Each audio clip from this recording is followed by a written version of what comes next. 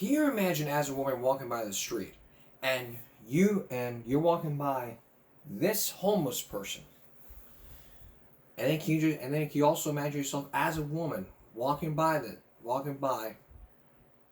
and you don't seem to notice that he's still behind you, and he exposed himself, meaning he pulls down his pants and shows her his winky. Can't say the actual word because I'm trying to keep it clean here. It was all caught on camera. The person you're about to see, the camera video you're about to see, is quite disturbing.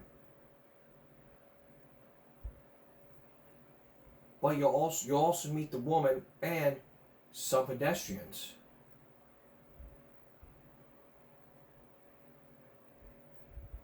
But what happened next with the woman you're about to meet would be an act of heroism. Here's Steve. Take a look. Passes a homeless man sitting on the side. A woman passes a homeless man sitting on the sidewalk. He quickly gets up and starts to follow her. Then the unthinkable. He exposes himself, creeps up behind her, and lifts her skirt up. She falls to the ground. A good Samaritan sees the whole thing. Look, he's got a can of pepper spray in his hand. The assailant flees. The brazen incident happened in broad daylight in Long Beach, California. Security cameras from the village market captured the incident. And here's the young woman. It all happened so quickly, but I kind of tried to pull away. Rebecca Peterson says she was walking to get lunch when she was assaulted. You felt his presence. Oh yeah.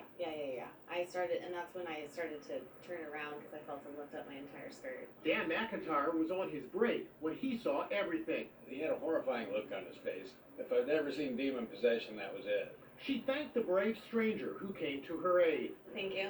I appreciate it. Not many people would have done that. The suspect has been identified as 30-year-old Miguel Avila. Get this, he was only charged with misdemeanor sexual battery, and Rebecca says she is outraged. Is there any question in your mind that you would call this an assault? Oh, no question at all. And how about an attempted rape? Oh, 1,000% attempted rape. Rebecca now carries a taser for protection. Did you ever think in a million years that in broad daylight you would need to carry one of these for your personal safety? Not in broad daylight.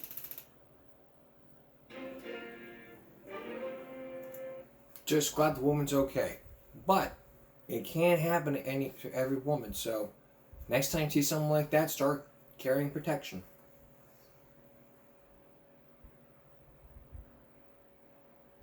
Now you can't protect yourself when you're out there.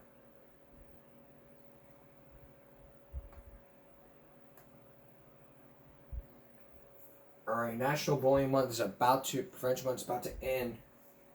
About to end today. About to end in a couple days. In like a day or two, so.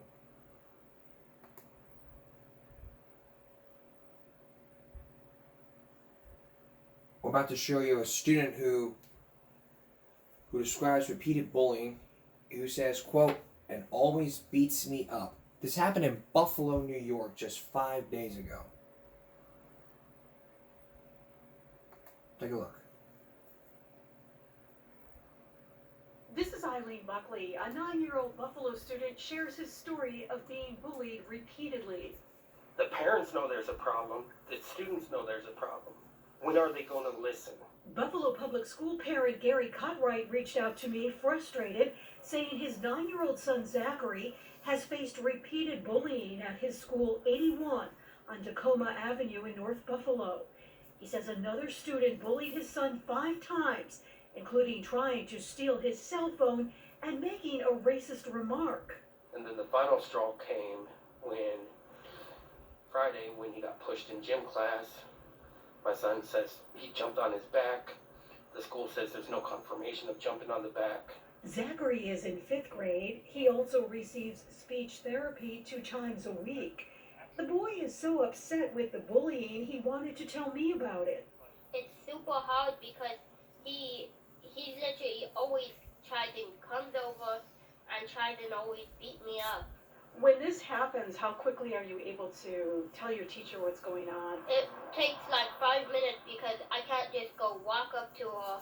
I have to raise my hand, and it could take up to 10 minutes.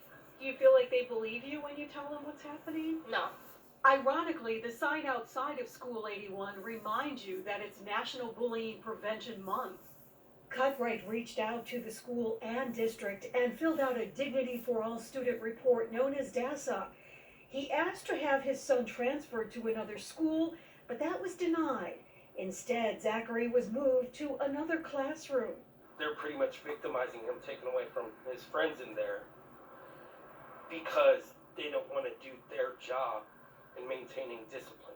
I did reach out to the school district, and spokesman Jeff Hammond confirmed the district and school officials have had multiple conversations with Cutright to ensure the students' best interests and needs were met. Hammond wrote, "All of the students' needs have been addressed." It's really just a slap in the face, to put it bluntly, because I should not have to change his classroom to accommodate their policy. Eileen Buckley, 7 News, Buffalo. Here's the common sense. The short common sense, by the way.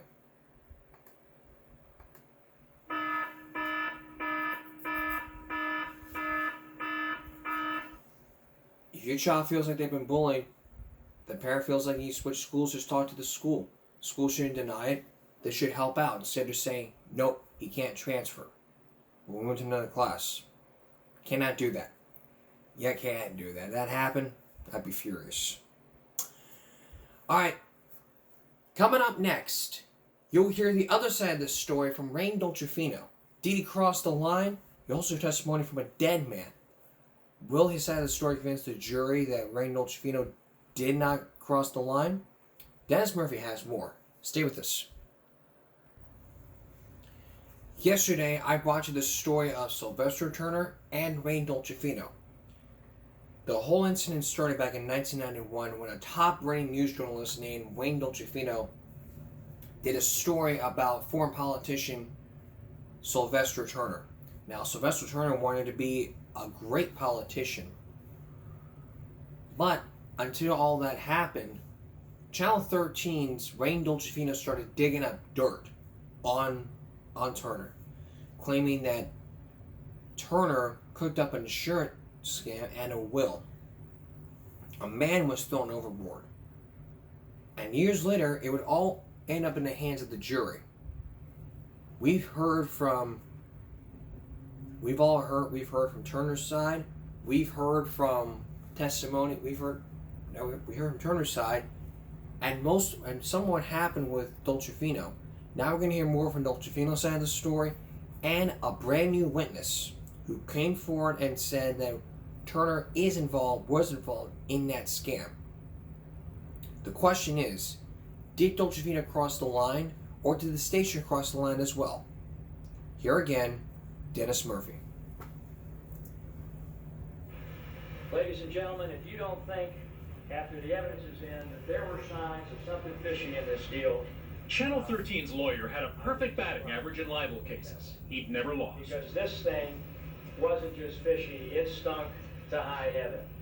Chip Babcock had represented many media organizations, including NBC News. But here, in this Houston courtroom, he was coming from behind. Which you know is false. His client, reporter Wayne Dolcefino, had on many courtroom scorecards come across on the witness stand so hostile, so disrespectful, that in a town that values its sirs and mans, the lawyer had to wonder if Dolcefino had been his own worst witness. Did he do himself some damage in the stand? I think that Friday he probably did. I think the plaintiff's lawyer is very skillful and took full advantage of the condition that Wayne was in that day. The juror's attorney. Babcock said what the jurors didn't know was that Dolcefino's mother had died just days before he took the stand. He'd been emotionally exhausted. Now Babcock had to undo the damage by showing a more thoughtful, restrained side of the reporter. I do tough stories. It's investigative reporting. You don't make a lot of friends with the people you do stories on. And I want to be able to leave the station every night knowing that I got it right and that I did it the best I can. Reporter Wayne Dolcefino joins us now. Turner's lawyer had tried to plant the seed that Dolcefino was a reckless, irresponsible reporter. Not so, said Babcock. His client was a fearless investigator who took great pride in his work. I would never put anything on TV that I thought was false or even suspected was false. In fact, Dolcefino pointed out that the report never actually accused Turner of being part of an attempted insurance fraud. He said it just raised questions about the candidate's judgment and associations. So how could that be libel? Mr. Turner was running for mayor of the fourth largest city of the country, and his judgments and his associations and who he was hanging around with and socializing with, whether they were 5 years ago or in 1991, are critical, they're newsworthy, people have a right to know and evaluate it. But another Channel 13 reporter, Mary Ellen Conway, had testified that Dolcefino intentionally left out statements that were helpful to Turner in his late newscast. Her story had been damaging. Channel 13's lawyer had the delicate task of challenging a reporter from the very TV station he was representing. Is your memory of these events that happened in 1991 very clear in your mind, Ms. Conway? Some events, yes, some no. I tried to suggest to the jury that there's nothing unusual about people 4 years later having differing recollections about what happened. With reputations and millions of dollars on the line, Channel 13 had a three-pronged strategy. First of all, to take the halo off of Sylvester Turner's inspirational life story. And second, to show that Wayne Dolcefino could back up everything he reported. And third, to tell the jury far more about that sailboat trip, more about the attempted insurance fraud, and Sylvester Turner's alleged role in it. A tale that would be told partly by a dead man. And I think To start, the defense brought up some negative stories about Turner that came out during and after the campaign.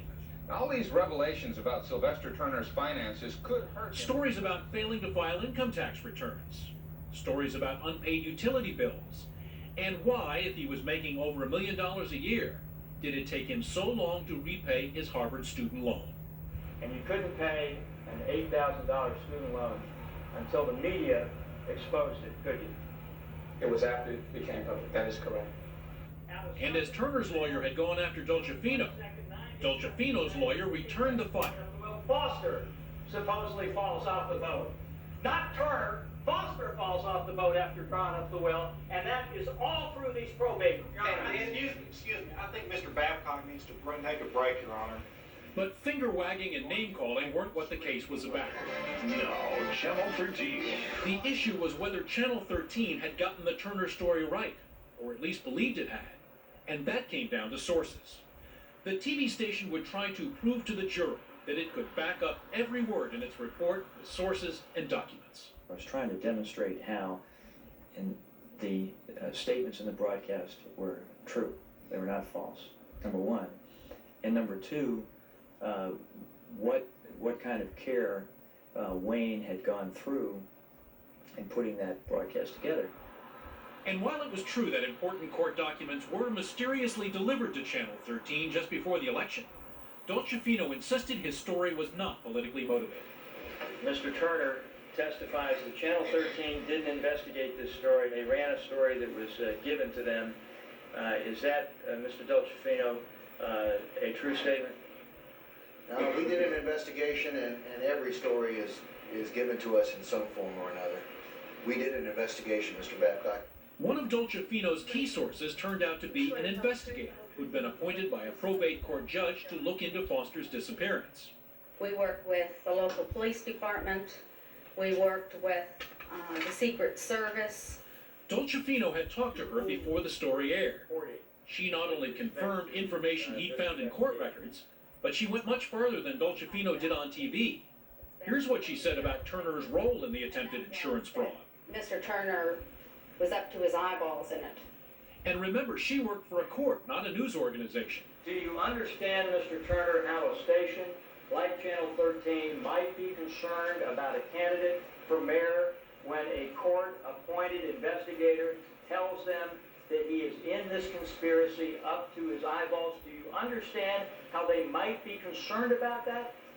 I understand how they may be concerned about it. I also would expect for them to check it out, Mr. Babcock.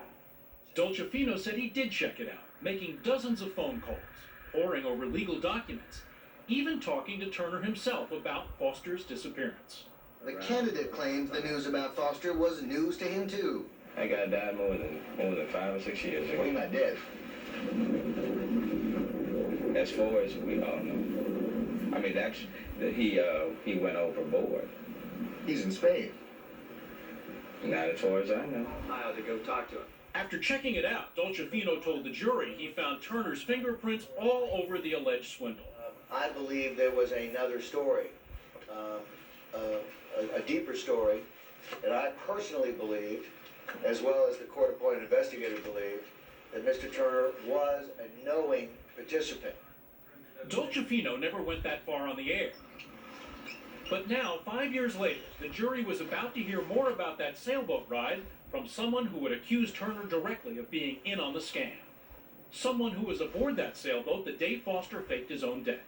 Did Sylvester Foster tell you why the plan had to be put into action that day?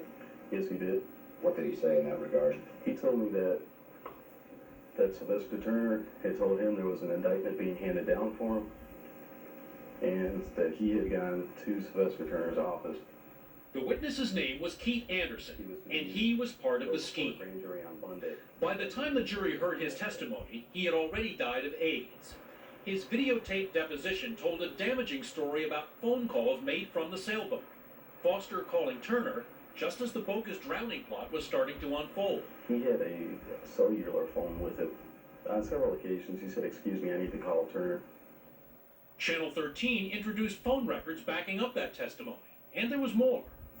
You mentioned earlier that Sylvester Foster at one point told you who knew about that his disappearance was going to be staged. Do you recall when he told you that? When he originally told me who knew of it? Yes. That was when we were on board the boat, and he gave me what was in essence a list of those who I could talk to and those who I could not talk to about it. Who was on the list of those you could talk to? Sylvester Turner. Keith Anderson is saying that you're in the thick of this thing. How did it feel to sit in the courtroom and hear this voice from the grave accusing you of being involved in this insurance fraud? I found it incredulous. If the jury believed Keith Anderson, we lose. Night before last. And that's why in a series of depositions, Turner's attorney went after Keith Anderson. He attacked his credibility. Not only was Anderson an admitted drug addict and alcoholic, but it had taken him years to come forward. And did that make you feel good to come clean about all this, Mr. Anderson? Yes, it did. Because you wanted the world to know the truth, right? Yes. You wanted the world to know the truth about Sylvester Turner's involvement, didn't you? I wanted the world to know the truth about what happened. You don't know that Keith Anderson is from some sort? Turner's lawyer went so far as to suggest that Channel 13 paid Anderson to testify. And that really set Dolcefino off. Franklin, that is an absolute lie. And if you've got evidence that I paid Mr. Anderson a single dime, then I would like to see it, or I would like to move on to something you do know. Channel 13 also wanted the jury to know that no less than the Secret Service had once had Turner in its sights as a suspect. Agents had been investigating his client Sylvester Foster on charges of credit card fraud, and at one point considered Sylvester Turner a suspect in Foster's disappearance. But the U.S. attorney declined to press charges, partly because potential witnesses in the case had died. In any case, all that information about Turner and the Secret Service came out after the Channel 13 report had aired. Of course, there was one person who could tell the jury what Turner knew or didn't know. The mystery man himself, Sylvester Foster, the man overboard. He too testified by way of a videotaped deposition. Can you tell the members of the jury whether or not Sylvester Turner had any involvement or participation in assisting you in staging your death or disappearance in June of 1986? I invoke my Fifth Amendment. But Foster took the Fifth Amendment, declining to clear matters up. Right. You didn't have any proof. So after more than 6 weeks of complicated, often volatile testimony, dozens of witnesses, and nearly 1,000 exhibits, the case was about to go to the jury. And that's newsworthy, Mr. Franklin. It was newsworthy in 1991. It's newsworthy today. And if I had to do it over again, I would do it again. Mayoral candidate Sylvester Had Wayne Dolcefino raised legitimate questions about a public official? Or had Channel 13 gone too far and cost a man his good name? When we come back, the jury decides. Will it be Sylvester Turner? Will Sylvester Turner win? Or will Wayne Dolcefino win an all-out boxing match? Well, not really. But if it was a boxing match, who would win? Coming up, the jury has reached a verdict. That is where we have the conclusion of our story. Stay with us. And now the conclusion of our story. It had been a grueling 7 weeks since jurors heard more than 50 witnesses and 1,000 pieces of evidence. Now the jury they would have to sift through that amount of evidence. The question would be, would they decide in favor of the politician or Channel 13? Remember, Sylvester's attorney claimed, Wayne Dolcefino claimed that Sylvester's attorney sifted through a lot of allegations. But would the jury reach a verdict? Once again, Dennis Murphy. Turner's taken an oath. The two sides had a final chance to speak to the jury. Ron Franklin, Turner's lawyer, likened the Channel 13 story to an electronic assassination. You know what you have to do to call yourself a journalist? You have to say, I'm a journalist. No standards, no license, no education, no nothing. You wake up and I'm a journalist. And if you look good on TV and you crank the ratings up, they give you a camera, and then they go out and they say, go kill them. This broadcast did not accuse Sylvester Turner of being a part of a conspiracy. Chip Babcock defended the Channel 13 report as a solid piece of investigative journalism and urged the jurors to look at the story very carefully. The serious oath that you all have taken is to follow this judge's directions. So no matter if you may think, well, the broadcast really did imply that he was a knowing participant. In other words, he said the jurors were only to consider what the report said, not what it seemed to say.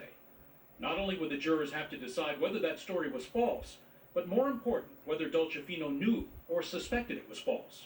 This was a civil case. No one was facing prison time, but the stakes were still very high. Turner was asking for millions of dollars in damages.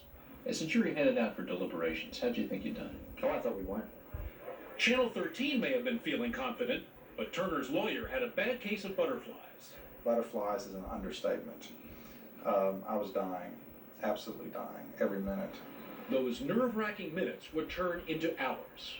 Hours that would become 6 long and anxious days. Inside the tiny jury room, the 5 men and 7 women were divided.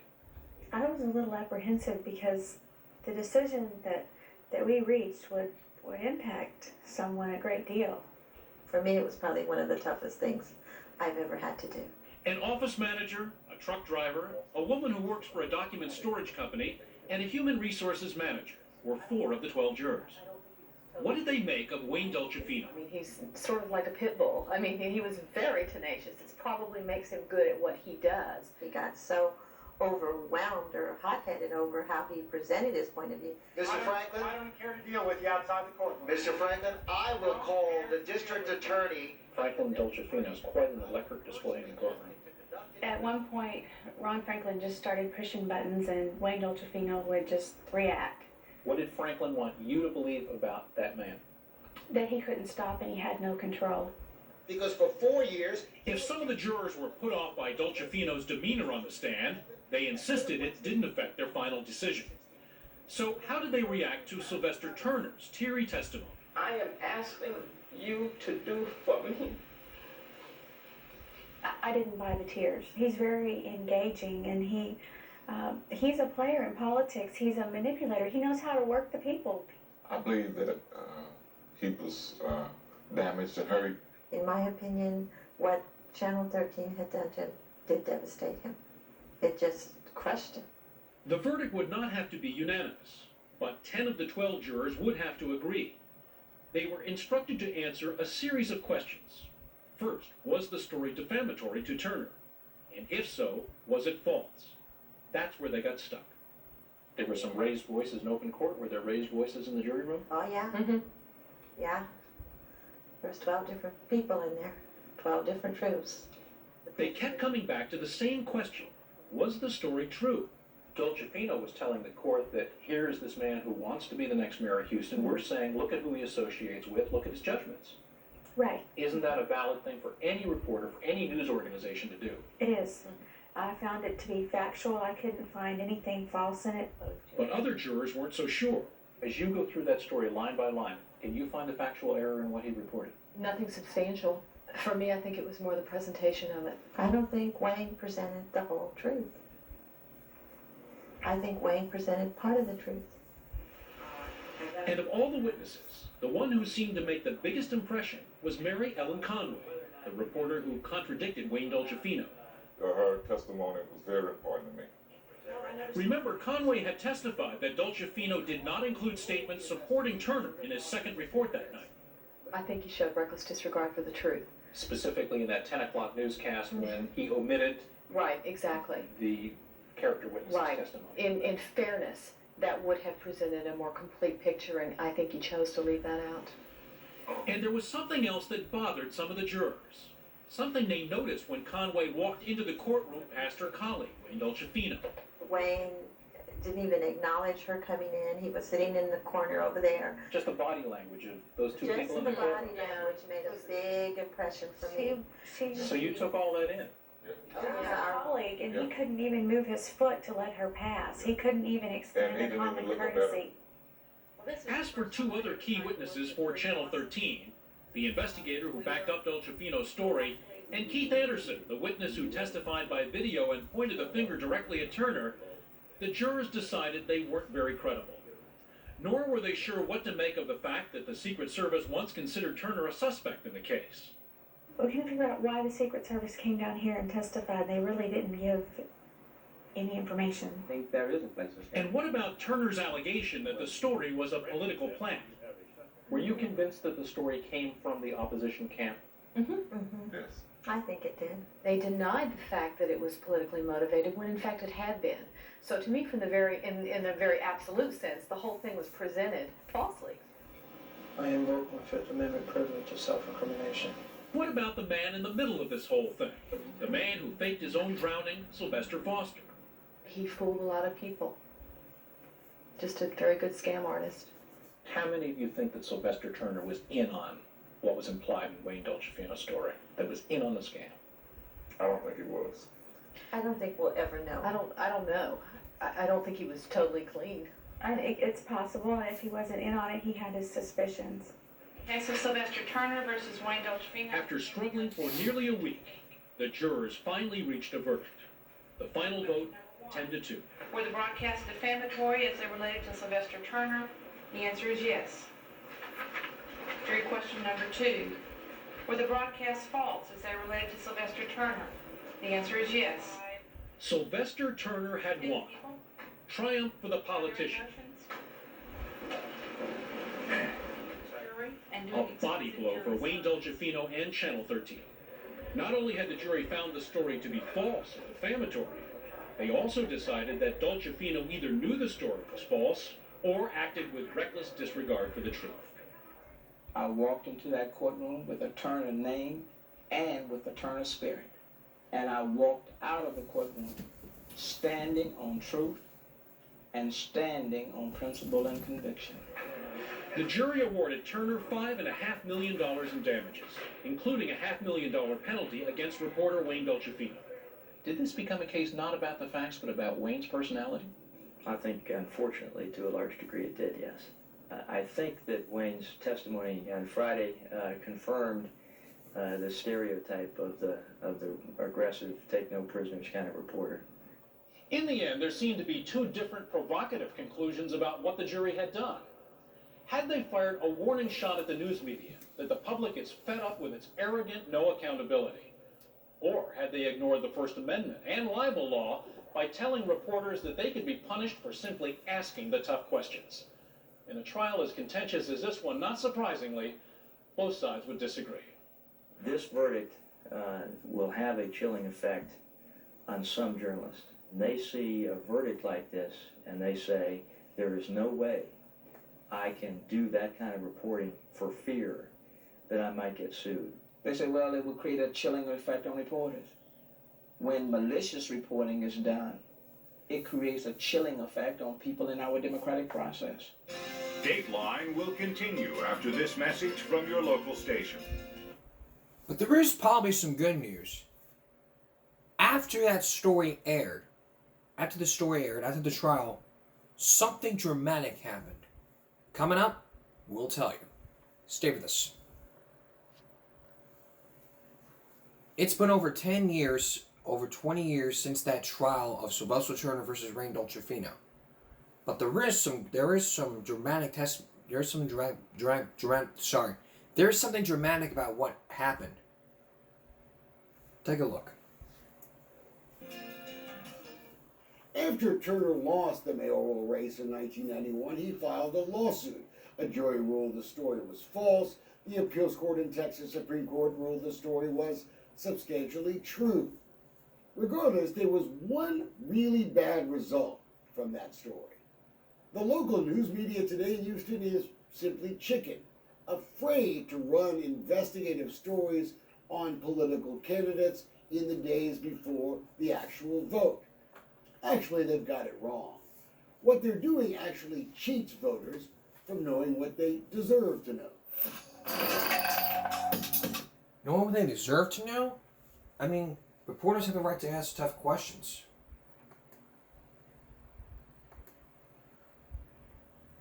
Every single reporter has every right to ask the tough questions, and I mean, here's what you do. You want to be a journalist? Here's what you do. You need a high school diploma, you need a college degree, a diploma.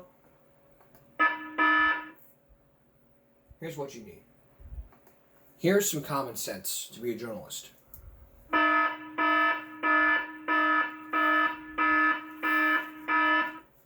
You want to call yourself a journalist? Don't just go out and say, hey, I'm a journalist. No high school, no diploma, no college degree, no nothing. You need a degree in journalism. You need a high school diploma. You also need to know the facts and not be camera shy. I mean, that's how it was for Ray Dolcefino. I mean, he was a hothead pushing buttons. I mean, that attorney, Sylvester's attorney, I'm glad that he stood up. He stood up for him and said, well, all this and this. But when you hear something like, oh, the appeals court says it was true, I mean, have they watched the whole story? Didn't they hear about the Fifth Amendment? I mean, here's the thing though. If Sylvester Foster had told his side of the story, I believe that Ray Dolcefino would win and Sylvester Turner would lose. That's what I believe. And that's what I think. I mean, it'd be my opinion. So,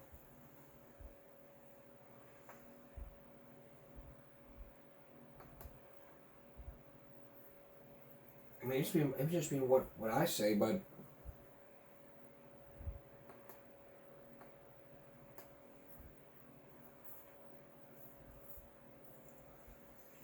when you're dealing with stories about people who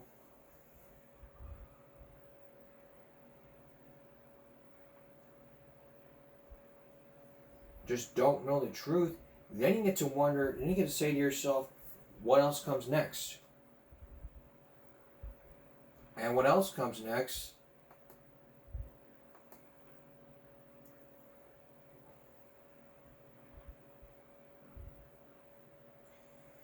is the fact that nobody cares. And why should they care? Here's Josh Mankiewicz. Because of what's going on. Nobody wants to know, no one cares. All they care about is just high ratings. I mean, that's what journalists do. They just do investigative reporting, and then they go out for high ratings. What should have happened was they would have been truthful, fessed up to the whole thing, or they would have resigned.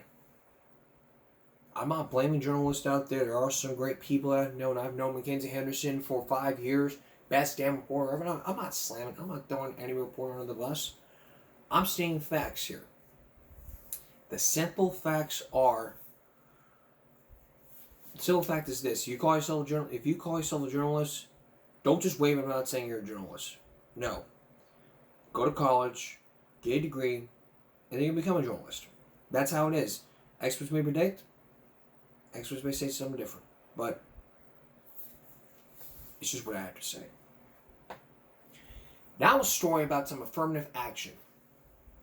I came across this story when it was first on Dateline. You're about to meet two people who believe that discrimination is widespread, whether it's racial discrimination, any type of discrimination you can find. Here's Josh Mankiewicz.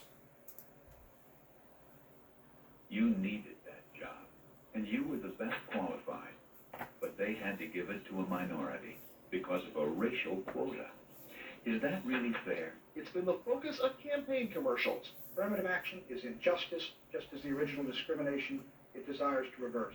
This year, it's back on the front page of American politics. It's affirmative action, among the most divisive issues in America. You tried to imply that it was a preference for black people, and that was a lie. Leading Republicans have been grabbing headlines and airtime bashing affirmative action. But this national debate started with these two political unknowns from Northern California. Glenn Custrad, an anthropology professor, and Tom Wood, a philosopher by training. What the California Civil Rights Initiative will do is simply extend civil rights protections to absolutely everybody in the population. Wood and Custrad wrote the California Civil Rights Initiative, and their goal, embraced by millions of Americans, is to end affirmative action as we know it. Much of affirmative action, they say, simply amounts to preferences for women and minorities, and reverse discrimination against white men. As a matter of simple logic, one cannot prefer an individual on the basis of race, sex, or ethnicity without discriminating against someone else on that basis. I prefer to go back to Martin Luther King. I have a dream. Wood and Custrad say they want exactly what Dr. Martin Luther King Jr. wanted. They will not be judged by the color of their skin, but by the content of their character. I have a dream today. It wasn't a plan that we cooked up. It was just an idea that was just rolling around in his mind and in mine. They are portrayed as genial scholars, just two apolitical professors, an image Wood and Custrad have worked hard to maintain. I should begin by saying that neither Glenn Custrad, my colleague on the project, or I are in any sense political animals. But in fact, the two are key figures in a conservative organization, the National Association of Scholars. Funded primarily by conservative foundations, the group is hardly apolitical. It is very critical of many aspects of higher education, including black and women's studies, sexual harassment policies, the emphasis on racial diversity, and affirmative action. Tom Wood, who is actually not a professor at all, is the California affiliate's executive director. Glenn Custrad, the affiliate's co-founder. They say they believe strongly that racism and bias should be dealt with simply by enforcing the anti-discrimination laws that are already on the books. You level the playing field for women by simply saying that it's illegal to discriminate against them because of their sex. As a result, they oppose giving a boost to women and minorities in employment and in access to education because they claim race and sex discrimination is no longer a major problem in America. Do either of you deny there is still widespread discrimination against women and minorities in the United States? We don't deny that there are individual instances of discrimination. Our position is that it is a mistake to assume, as our opposition tends to do, that racists and sexists are everywhere. What is the proof really that you have that they are being discriminated against? You see, this is if What you is take the a, evidence that they are being if you take a look at the growing middle. I need proof to you that blacks are being discriminated against in the United States? On a widespread basis, yes. You don't think it's happening? I don't think that you're finding racial discrimination as widespread as some people claim.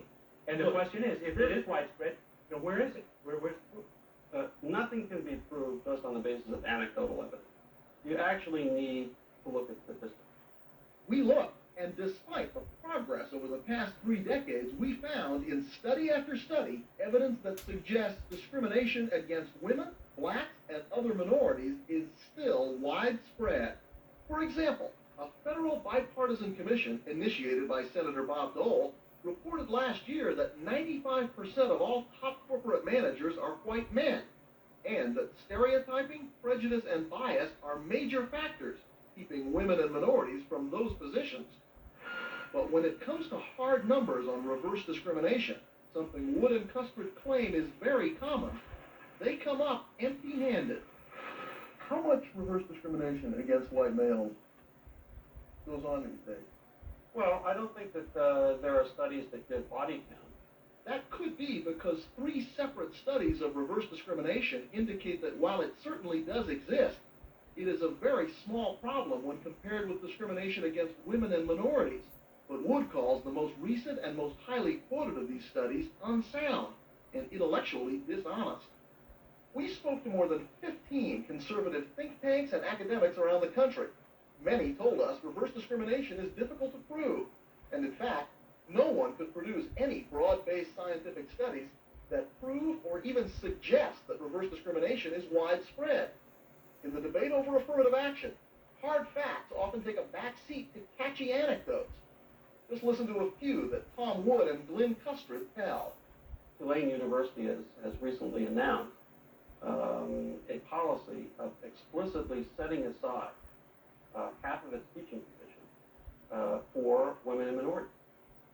They have a stated policy of fixed quota system.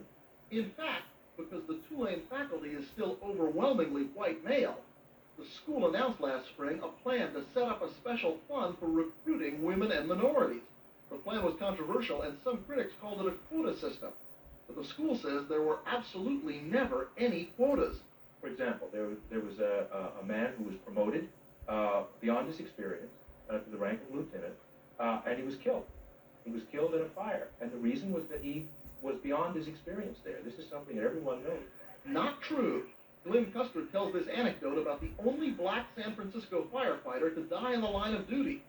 Jerry Butler died 2.5 years ago after being hit with a blast of superheated steam, air, and gases, which also injured 8 other firefighters.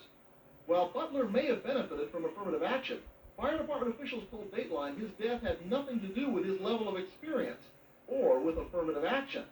And none of the 3 investigations of the incident attributed the firefighter's death to inexperience or to his own mistakes.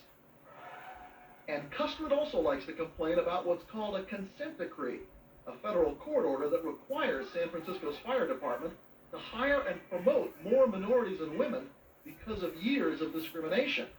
Custard says the fire department has already done more than enough. And they have far surpassed the levels required by the consent decree, far and away. He's wrong again. In fact, the federal court ruled last June that after 7 years, the fire department, though it made progress, had failed to meet some goals, and that discrimination still continued. Even the city concedes its fire department has fallen short. Tom Wood has often told an anecdote about himself, that he was a victim of reverse discrimination while looking for a teaching job in the Bay Area in the late 1980s. I ran into a member of the search committee before I had even had time to apply for the position, shortly after it was advertised. And we got to talking, and at the end of it, he said, it sounds to me that you'd probably waltz into this job if you were the right race, sex, or ethnicity. We wanted to check out Wood's story, so we asked him to name the school where this reverse discrimination occurred. He wouldn't say. I don't want to do that because I don't want to personalize the issue. Tom Wood. But Dateline looked into the story that's been told repeatedly by this leading spokesman on reverse discrimination. While his resume describes him as an active scholar, Tom Wood hadn't published anything until 15 years after he received his PhD in philosophy at the University of California at Berkeley. And in the 20 years since that PhD, Wood has held only 2 university teaching positions, each 1-year appointments. He taught part-time at the Psychology Institute for a few years, earning $1,200 a course. He worked at this bank in San Francisco and did word processing for this company. And one more thing. Although Tom Wood did eventually publish these 3 books, he has still never held a permanent college teaching position. You didn't publish anything for 15 years after you got your PhD. On the basis of what do you think you could have walked into that job? Well, I think that an answer can be, well, waltz into the job. I don't know whether I was. I think I had reasons for thinking that I was well qualified for that job. Isn't it possible that based on your resume, you just weren't qualified enough to get the job? And I've never denied that. I've never denied that. Get the job was more qualified? I've never denied that. The point I was asked, do you feel that you have ever experienced reverse discrimination? So the answer has to be yes. Tom Wood told us the job was advertised in Jobs for Philosophers. published by the American Philosophical Association. So we went to the APA's office in Delaware and looked at old issues. We found 5 philosophy positions at Bay Area universities that Wood might have applied for. Of those 5, 4 went to white men. The 5th went to this woman, who was, by almost any standard, more qualified for the position than Tom Wood. She was already known before she received her PhD as somebody who would be a very promising scholar. Anita Silvers, an officer of the APA and a longtime philosophy professor at San Francisco State, was on the committee that hired the woman. Although she's been disabled since she had polio as a child, Silvers says she has never benefited from any affirmative action program. Tom Wood was in competition with white men. For most of the jobs he applied for, he didn't get those jobs because he wasn't as well qualified, not because he was discriminated. Could he have waltzed into any job at a university? He would have had to be somebody who had already started publishing while he was doing his PhD. Based on how those jobs went that year, white men did pretty well. I mean, you didn't get hired, but a lot of other ones did. Well, one thing to keep in mind is that you're looking at a very, very narrow spectrum. You're not looking at all philosophy job openings in California or nationwide. But remember, this is the same man who told us nothing can be proved just on the basis of anecdotal evidence. You actually need to look at statistics. And the statistics tell a very different story. Nationwide, less than 5% of all philosophy PhDs are minorities. And statistics, not catchy anecdotes, show it is still easier for male philosophy professors to get hired, tenured, and promoted than it is for women. Sounds to me as if somebody was saying to him in a consoling way, well, you know you're having a hard time getting a job because you're a white man. If that did happen, he ought to name the job and give us the opportunity to find out what the facts are. While the details of Tom Wood's job search may seem trivial, the story appears to be part of a pattern in which 2 men who demand statistics and hard facts from their political opponents offer few in return. But in a time when saying something loud enough and often enough can make it seem true, facts may not be as important as the images the stories leave behind. Tom Wood and Glenn Cuthbert say that if their initiative passes in November, the state of California could still grant preferences for economic and educational disadvantages, but not on the basis of gender, race, or ethnicity. So now we know, if you've been watching the show, we've been focusing on affirmative action. We looked at affirmative action bake sales. We looked at racial people being looked at we looked at employees being racist. I mean, that's basically the whole broad spectrum. So look back at our episodes. That's what we do. So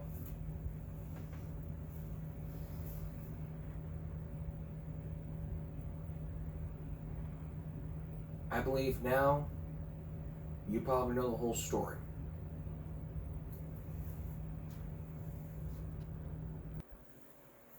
Can you imagine your child being so tired of bullying that you resort to homeschool? That's what one parent did. In Colon County, a parent was fed up with her child being bullied and she resorted to homeschooling. Tonight you'll hear from that mother and what the school did. What the school is saying. Take a look. Huss claims her middle schooler has been severely bullied in Colleton County School District over the last 3 years. And since I sat down with her last month, that Jaden was shoved down the staircase, and that was the last straw for me.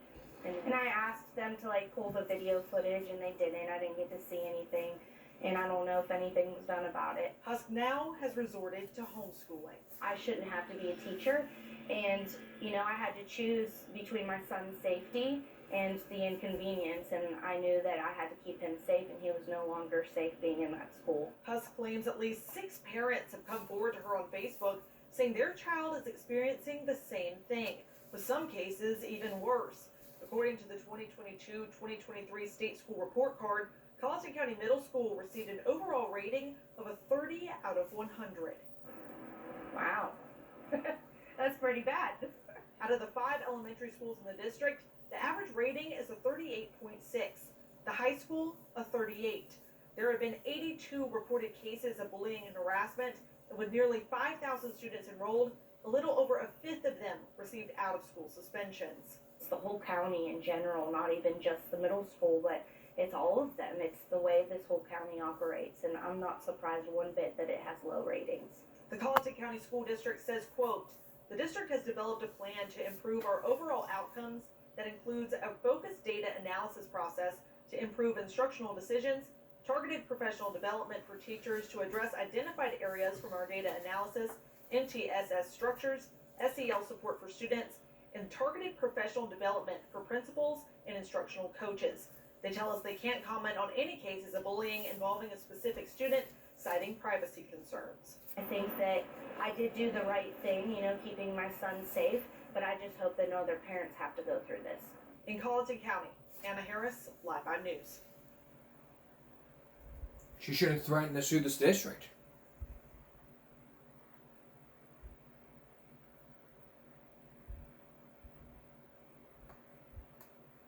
She should have sued the district.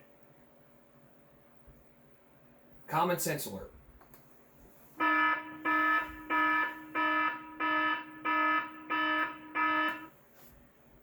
What she should have done was report it to the district.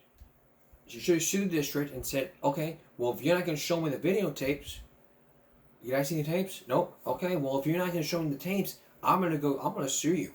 She would have threatened to sue them, hire a lawyer and say, hey, you know what? I asked the school about this, mountains of documents, drag it to court, and then it would have been all like, okay, we'll show you the video. I mean, bullying, harassment going on. Who's to blame? The parents. They're not teaching their kids right through wrong here. If you don't teach your child right through wrong, they're going to think it's okay to pick on people. If you don't monitor what your kids post online, they're going to think it's cool to go make fun of people because they have Tourette's or they're obese. It's not funny. It's not cool. And your child is going to be one day looking back at this and saying, because you don't teach your kids shame. Because one day when your child calls somebody a fat bitch, slut, and a whore, your child will one day look himself in the mirror. I mean, first time he'll be like, oh, I'm very proud of what I'm doing. And then when he gets older, he's going to feel guilty about it and say, because the person that he bullied, reunites them, and it's like, I can never forgive you what you did. And then that person who bullied someone can find in their heart to say to themselves, look in the mirror, say to themselves, you know what? I regret what I did, and I feel guilty. If they hadn't apologized years later and said, hey, I'm sorry that I picked on you, I'm sorry about this, then they would have become friends, and this never would have happened again. It just never ends. This bullying thing just never ends. We'll be right back. Imagine this case scenario. You're sitting in classes and teaching, all of a sudden you hear the sizzle of pancakes, and then your teacher gets fed up. It's not his final break. This person took it way too far. The sound of chips, the sizzling of pancakes, and a teacher who just had enough. Watch. Alright guys, today we're going to continue what we've been talking about in Mice and Men. Ryan, no food. I've already talked to you about this. Friends, Crook said sharp, you've got no right to come in my room. This here is my room. Nobody got any right in here with me. Lenny Gold is the main because his smile's a little more funny. You know, Lenny, I'm scared. I'm going to tangle with Ryan. I swear this is the last warning.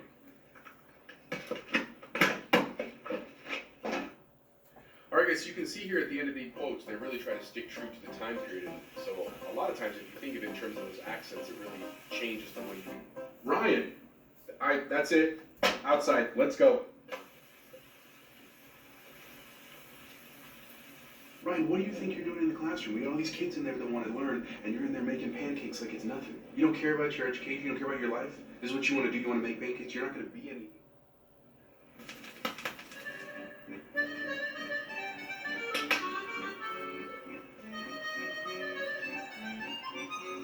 Spaghetti sub.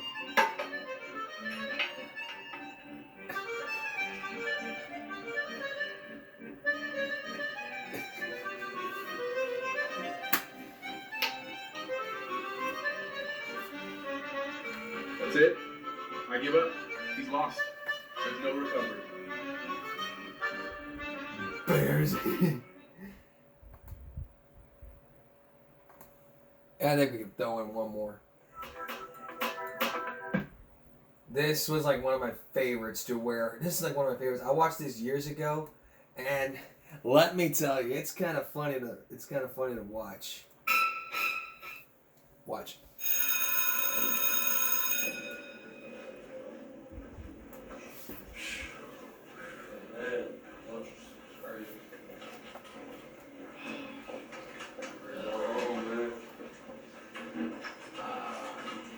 Alright, everybody get seated, take care of the DOL that's on the board, please, and we'll get started after I take attendance.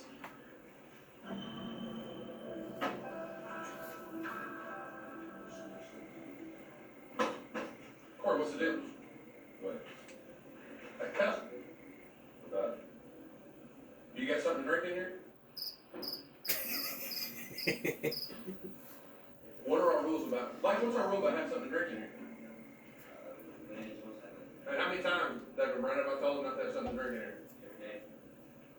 here? Every day.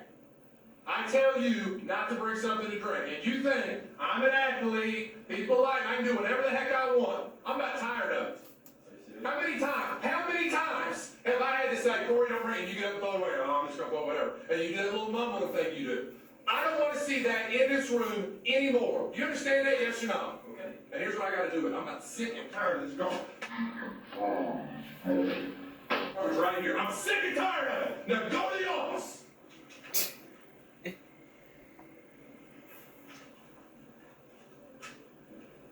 Everybody, let's turn to page 55 and we'll get started with that, all right?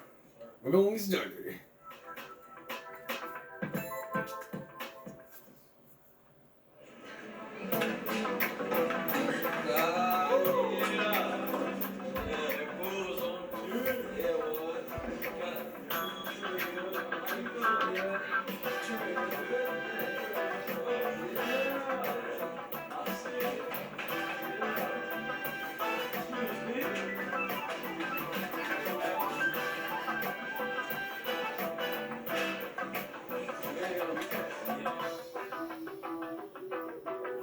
And now we skip to the bloopers.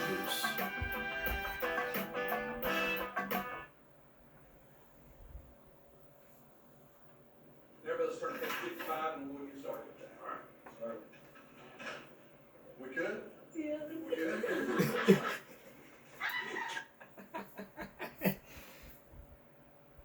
Yeah, basically common sense will tell you, if you drink